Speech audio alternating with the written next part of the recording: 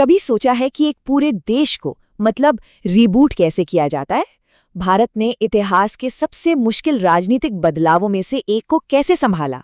जानते हैं, इसका जवाब हमारे संविधान के कुछ ऐसे पन्नों में छिपा है जिन पर अक्सर ध्यान नहीं जाता। चलिए इस शानदार कहानी को समझते हैं। सवाल बहुत सीधा है, लेकिन इसका जवाब उतना ही मुश्किल। आप एक पूरे देश को रीबूट करते कैसे हैं?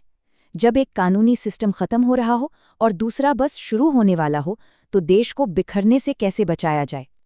यहां जरा सी चूक का मतलब था सब कुछ खत्म। सबसे बड़ा खतरा था एक लीगल वैक्यूम का, यानी एक कानूनी शून्य का। जरा सोच कर देखिए, 26 जनवरी 1950 की सुबह, और अचानक से कोई कानून नहीं, कोई सरकार नहीं, कोई कोर्ट नहीं। मतलब पूरी तरह से केओस, अराजकता। देश को चलाने वाली जो पूरी मशीनरी थी वो एक झटके में ठप पड़ जाती। तो इसका हल क्या था? इसका जवाब था संविधान का एक जीनियस हिस्सा, जिसे हम अक्सर नज़रअंदाज कर देते हैं, पार्ट 21। इसे एक अस्थायी ढांचा कह सकते हैं, जो खास तौर पर इसी बड़े बदलाव के लिए बनाया गया था।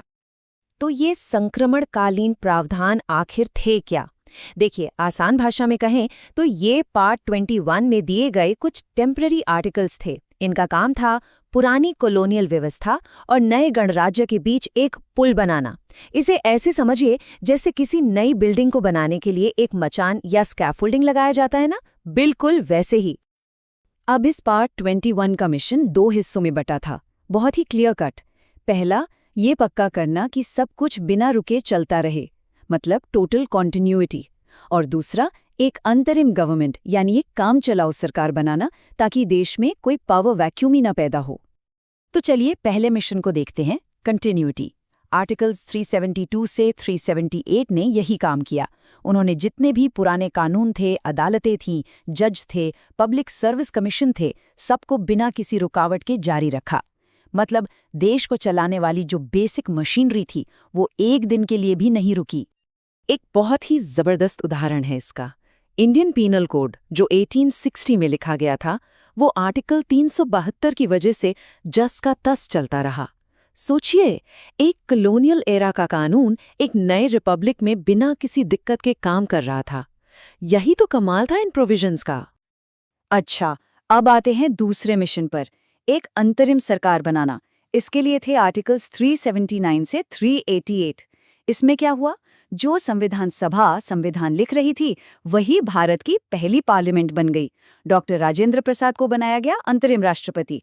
और 1952 में जब तक पहले आम चुनाव नहीं हुए, तब तक राज्यों में भी टेम्परेरी सरकारें बना दी गई।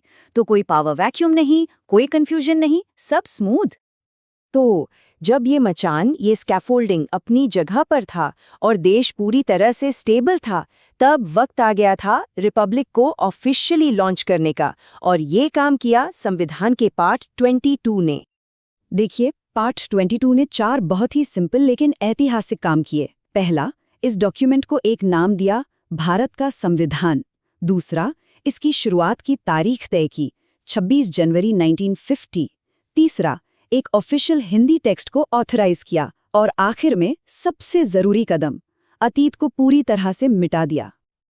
और ये जो चौथा कदम था, यानी आर्टिकल 395, ये एक ऐतिहासिक तल था। इसने इंडियन इंडिपेंडेंस एक्ट 1947 और गवर्नमेंट ऑफ इंडिया एक्ट 1935 को हमेशा के लिए खत्म कर दिया। ये कॉलोनियल रूल से हमारा आखिरी कानूनी ब्रेकअप था। बस एक झटके में पुराने कानूनों की जगह ले ली देश के सबसे बड़े कानून, भारत के संविधान ने। तो सवाल ये उठता है कि इन प्रोविजंस का जो अब एक्टिव नहीं है, उनका असर क्या है? ये सिर्फ एक ट्रांजिशन नहीं था, ये उस विरासत की कहानी है जिस पर आज का भारत खड़ा है।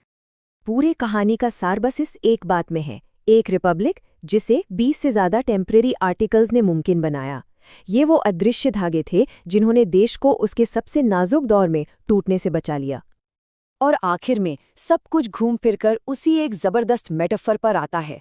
ये अनुच्छेद वो अस्थायी मचान थे जिन्होंने भारत को कॉलोनियल रूल से एक फुल्ली फंक्शनल रिपब्लिक में इतनी आसानी से शिफ्ट होने का मौका दिया। तो ये सब हमें एक बड़े सवाल पर लाकर छोड़ता है। आज हमारे समाज को एक साथ जोड़े रखने के लिए और कौन से ऐसे अदृश्य नियम काम कर रहे हैं? बात सिर्फ लिखे हुए कानूनों की नहीं है ना? बात उन अनकहे समझौतों और पुलों की भी है जो हमें केओस से बचाते हैं। जरा सोचिएगा इस बारे में।